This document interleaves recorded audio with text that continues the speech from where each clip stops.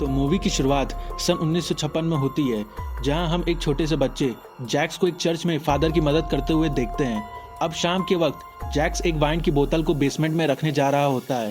Basement के अंदर घुसते ही जैक्स को एक परछाई दिखाई देती है, जिससे डर कर वो तुरंत ही फादर के पास उन्हें बुलाने जाता है। जब फादर वहां पहुंचते हैं तो वो देखते हैं कि उसी जगह पर रखा हुआ होली वाटर अपने आप ही गर्म होकर भाप में बदल रहा था, और इसको करने वाला और कोई नहीं, डीमन नन है, जो फादर को हवा में उड़ाकर उनके पूरे शरीर में आग लगा देता है और फादर की वहीं पर मौत हो जाती है। इसके बाद हम चर्च को बाहर से देखते हैं, जिसके टॉप फ्लोर पर नन खड़ी होती है और एक आदमी चर्च के बाहर से आ रहा होता है, जिसकी परछाई नन की तरह दिख रही होती है। अब नेक्स्ट सीन में हम सिस्टर आयरिस को एक दूसरे चर्च में देखते हैं, जहाँ पर वो सिस्टर डेबरा से अपने पास्ट लाइफ के बारे में बात कर रही होती हैं। वो बताती हैं कि मैं और मेरी मॉम पहले बहुत ज्यादा क्लोज थे, लेकिन मेरी मॉम को कई तरह की वियर्ड विजन आते थे। अब दूसरी तरफ हम फ्रांस के एक बोर्डिंग स्कूल को देखते हैं, जिसे मैडम लॉरेंस चला रही होती हैं, जो कि सभी से गुस्सा होकर बात करती हैं, क्योंकि उसी स्कूल में उनका बेटा एक चैपल में मारा गया था, इसीलिए उनका नेचर थोड़ा चिड़चिड़ा सा था।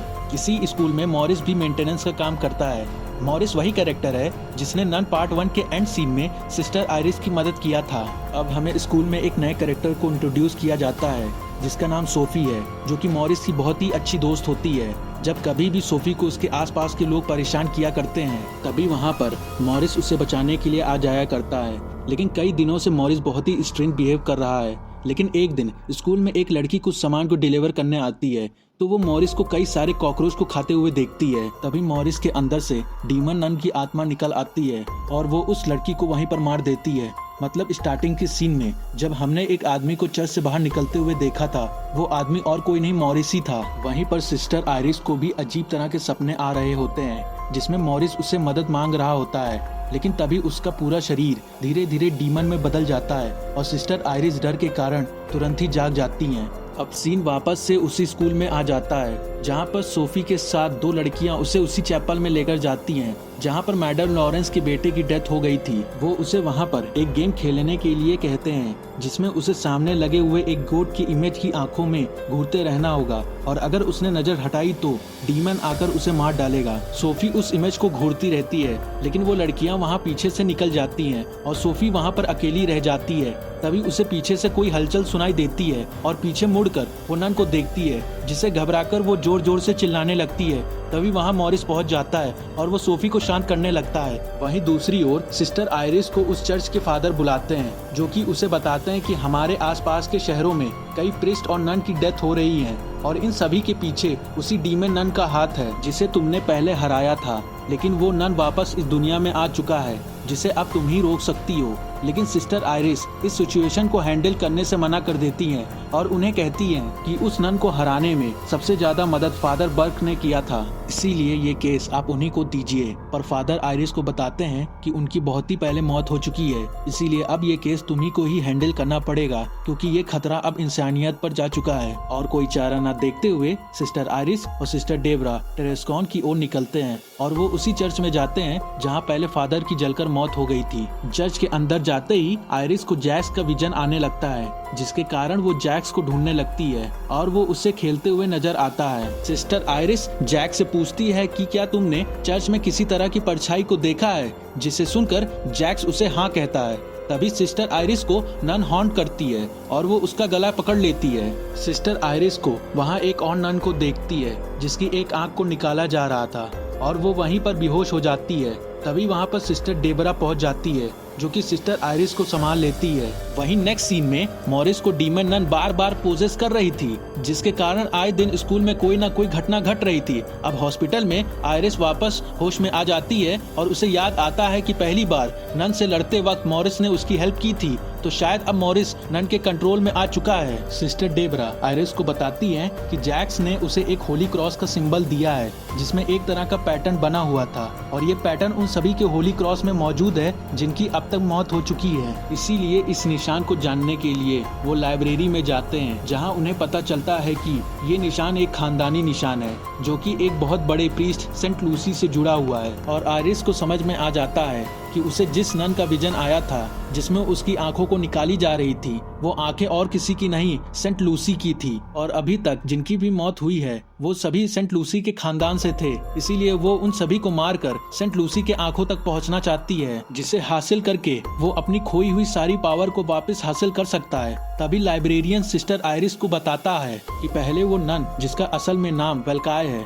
वह पहले एक अच्छा एंजल हुआ करता था, लेकिन एक दिन गॉड ने उसे निकालकर उसकी सारी पावर को छीन लिया था। इसीलिए लाइब्रेरियन सिस्टर आयरिस और डेबरा को सेंट लूसी के आंखों के बारे में बताते हैं। वो उन्हें बताते हैं कि सेंट लूसी की आंख यहीं पास एक चैपल के अंदर छुपा दिया गया है, जहाँ पर पहले एक वाइन की फैक्ट्री थी, लेकिन अब वहाँ एक बोर्डिंग स्कूल बन चुका है। और हम एज ए व्यूअर समझ जाते हैं कि असल में मॉरिस उस स्कूल में क्या करने आया था।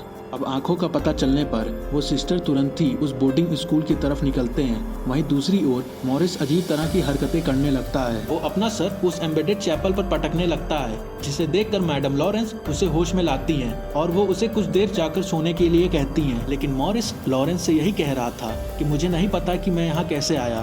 तभी इस चैपल से आवाज आने लगती है और लॉरेंस को दिखाई देती है कि उसका मरा हुआ बेटा उसके सामने खड़ा हो चुका है, लेकिन उसकी स्पिरिट को डीमन नन ने काबू में कर रखा हुआ था, जिसकी मदद से डीमन नन ने उसकी माँ को उसके बेटे की स्पिरिट से मरवा देती है। अगले दिन वहाँ पर पुलिस पहुंचकर मैडम लॉरेंस की लाश को ढूंढ लेते हैं, जिसकी बहुत ही बुरी हालत हो चुकी थी, जिसके कारण पूरे स्कूल के बच्चे बहुत ही डरे हुए होते हैं। तभी उसी रात को मॉरिस, सोफी और कैट डांस कर रहे होते हैं, जिससे उनका मन थोड़ा सा शांत हो सके। पर तभी मॉरिस की तबीयत थोड़ी खराब होने लगती है और उसके गले के पीछे होली क्रॉस का सिंबल उल्टा बना हुआ होता है। तभी वहाँ पर सिस्टर आयरिस और डेबरा पहुँच जाते हैं, जो कि सोफी और कैट को मॉरिस से दूर रहने के लिए कहते हैं, क्योंकि मॉरिस के अंदर इविल स्पिरिट मौजूद है, जो कि मॉरिस को काबू कर रखा हुआ है। तभी इतना सुनकर डीमन नन मॉरिस पर पूरी तरह से काबू कर लेता है और वो सिस्टर आयरिस को हेलो सिस्टर कहकर पुकारता है और तुरंत ही उसे एम्बेडेड चैपल की तरफ बढ़ता है। सिस्टर आयरिस उसे रोकने की कोशिश करती हैं, लेकिन वो नन आयरिस को दूर फेंक देती है। इसे देखकर सिस्टर डेबरा भी उसे रोकने की कोशिश करती हैं, लेकिन वो भी उसे रोक नहीं पाती। इसीलिए सिस्टर आयरिस बाइबल की लाइन पढ़ने लगती हैं, जिसके कारण वो डीमन नन कमजोर होने लगता है। और इस मौके का फायदा उठाकर सिस्टर डेबरा मॉरिस के सर पर जोर से मार देती है और वो तुरंत ही बेहोश हो जाता है। सिस्टर आयरिस और डेबरा मॉरिस को एक जगह पर बांध देते हैं और वो खुद उस चैपल में सेंट लूसी की आंखों को ढूंढने लगते हैं। और उनकी मदद करने के लिए सोफी भी वहां आ जाती है और वो उन्हें बताती है कि सामने लगे हुए इस गोट की इमेज थोड़ी वियर्ड है, क्योंकि इस गोट की आंखें सूरज की रोशनी से चमकने लगते हैं। जिसे सुनकर सिस्टर आयरिस को कुछ गड़बड़ लगता है और वो अपने हाथ में लिए हुए टॉर्च की लाइट को उस गोट की आंखों पर मारने लगती है, जिसके कारण उस गोट की आंखों से एक रोशनी जमीन की ओर इशारा कर रही थी। इसीलिए वक्त को और न खराब करके वो लोग उस जगह को खोदने लगते हैं और उन्हें उस जगह पर सेंट लूसी की आंखें मिल जाती हैं। और तभी मॉरिस को भी होश आ जाता है और डीमन नन अपनी असली रूप में आकर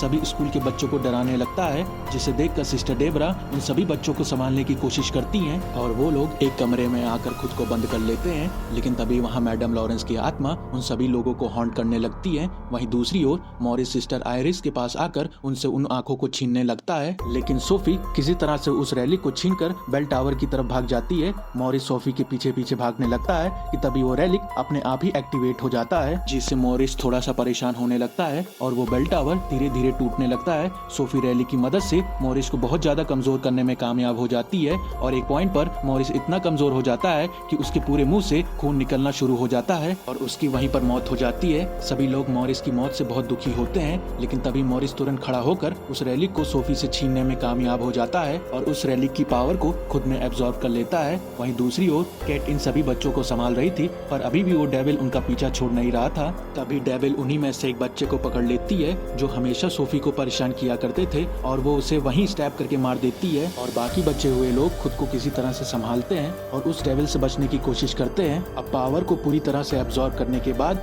डीमन नन अपने असली फॉर्म में आने लगती है और वो सिस्टर आयरिस को हवा में उड़ाकर मूवी के फर्स्ट सीन की तरह आयरिस को भी उसी फादर की तरह जलाने वाली होती है। लेकिन आयरिस को तभी अपनी मॉम की बात याद आती है कि वो उसके साथ हमेशा रहेंगी, जिसे याद करके वो अपने शरीर पर लगी हुई आग को तुरंत बुझा देती है। और हमें पता चलता है कि आयरिस भी सेंट लूसी की वंशज है, इसीलिए वो अपनी मॉम की तरह ही होने वाले इवेंट को पहले से ही विजन कर लेती है। अब वेलक ये देखकर बिल्कुल खुश नहीं होता है और वो आयरिस और सोफी पर हमला करने लगता है, लेकिन तभी उन सभी को पता चलता है कि यहाँ पर बहुत ज्यादा ही वाइन मौजूद है, इसीलिए आयरिस वहाँ पर मौजूद सभी को प्रे करने के लिए कहती है और चर्च में प्रे करने से वाइन की बोतल जीसस ब्लड में बदल जाता है। लेकिन इसके लिए प्रे करने वाले का मन बिल्कुल प्योर होना चाहिए, जिसे करने में वो लोग कामयाब भी हो जाते हैं और वहाँ पर पड़ी सारी वाइन की बोतल होली ब्लड में बदल जाता है और वैलेक उसमें जल के खत्म हो जाता है। और इसके बाद मॉरिस भी धीरे धीरे नॉर्मल होने लगता है और मूवी के एंड में सब कुछ ठीक हो चुका है। हमें मूवी के मिड क्रेडिट सीन में हम वॉरेंस को देखते हैं, जिसे फादर गॉर्डन का चर्च से कॉल आता है और मूवी यहीं पर खत्म हो जाती है।